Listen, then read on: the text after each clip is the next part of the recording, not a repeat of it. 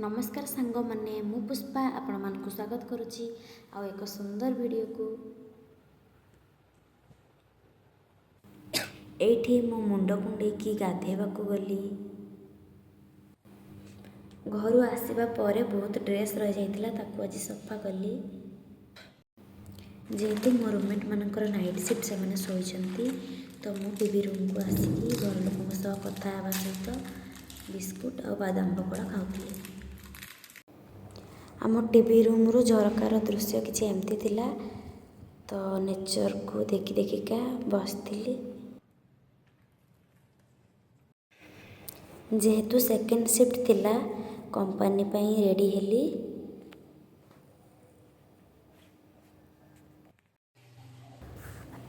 तापर T cream लगेली।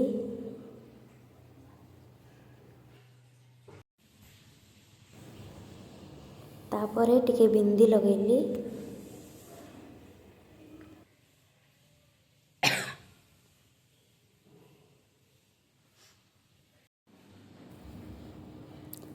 तापर टिके लिप बाम लगेली।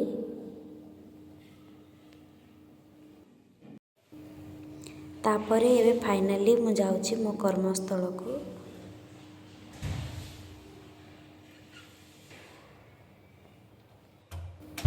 सेकेंड शिफ्ट रे सेठी जाइकी कैंटीन रे खाइबार अछि तो 2टा बेलू आम गाड़ी पहुँचब सेठी तो आम 1:15 1:30 बेलू बाहर की जाऊ।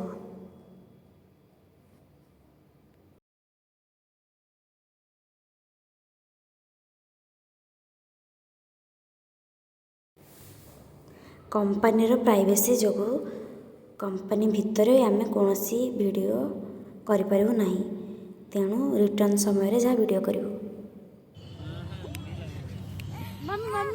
एठी जड़े दीदी तांको बेबी को आनी सब बड़े आनिकी क्रेच बिल्डिंग रे छाड़ती तो मुझे आज कही आनिकी आसब मुझे धरबी बोली तो से ड्यूटी ओवर होला परे आनी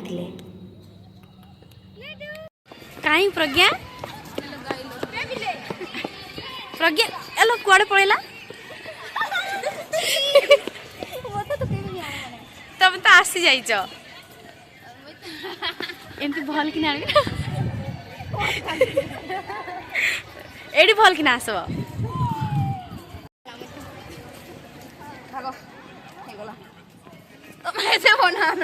से कहीं गला प्रज्ञा कहीं गला देखी हला मंजरी गुड नाइट। आ तुम्हें कहलनी ना गुड नाइट।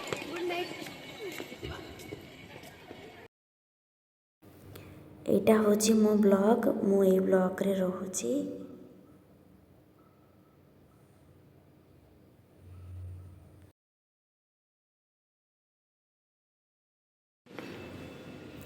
आम हॉस्टल भीतर को एंट्री करने हेले समस्त फेस एक्सेस रही तापर जाकि आम आम ब्लॉग को आसपार।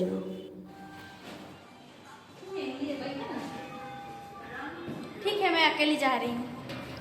जेहेतु ये आमर 11 फ्लोर जाए अच्छी तो आमर हूँ 7 फ्लोर तेणु लिफ्ट द्वारा आम जाऊ।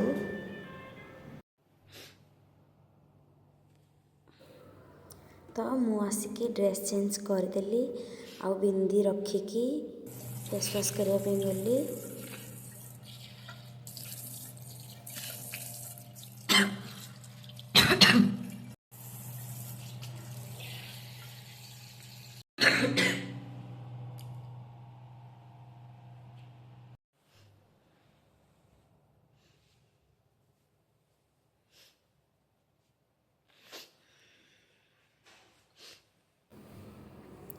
मुझे जाऊँगी शोवा को।